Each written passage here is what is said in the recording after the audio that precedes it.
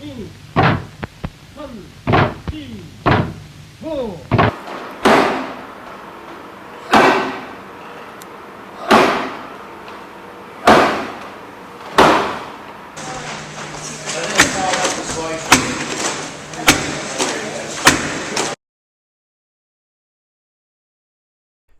And we're going to show you how to make one.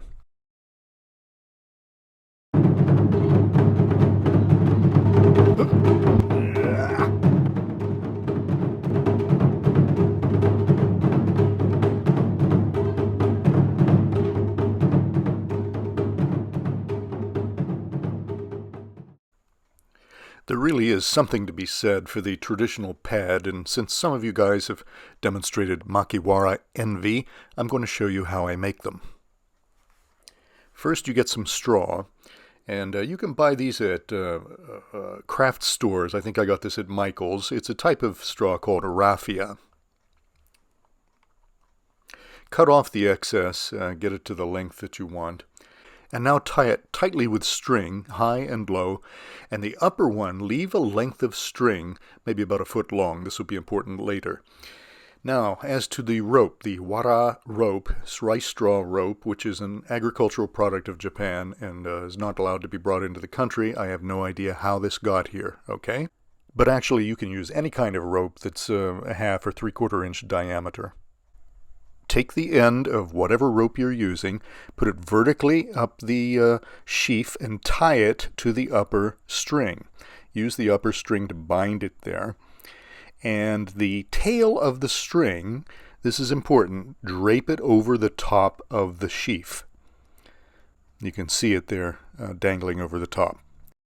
Take the rope and start winding it, pulling it tightly, and encircling the sheaf of straw.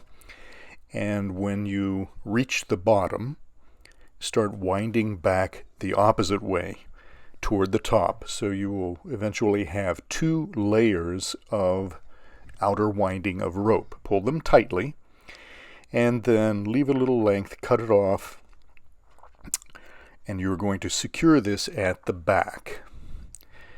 You're going to take that string, that length of string that's dangling over the top, and tie it firmly to the end of your rope. And you should also feed it through and bind it to the next layer of rope. And then following that, you're going to cut off the end of the rope and the end of the string. So now you have a nice fat sausage of straw, and ignore that black thing in the view because unfortunately that is the carrying strap of my camera. Many apologies. Now you take a smaller diameter rope, and I've used one that's pretty similar just for aesthetic consistency. You can use anything. I've even used paracord to tie the pads to the board. You take this smaller diameter rope, and you get 2 lengths of it. You need about 2 4-foot lengths. Tie them around, starting with the middle and the front of the sheaf, and tie it at the back, high and low, just as you did with the string. And then you've got your attachments pretty much ready. Now this next step, because you have made a round roll, you're going to have to flatten it. So you're going to use an implement like this and pummel it against a hard surface.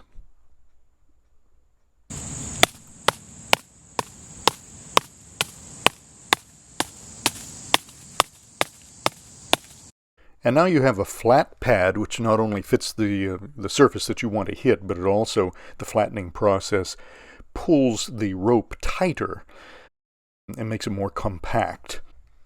And now your pad is ready to be mounted on the board.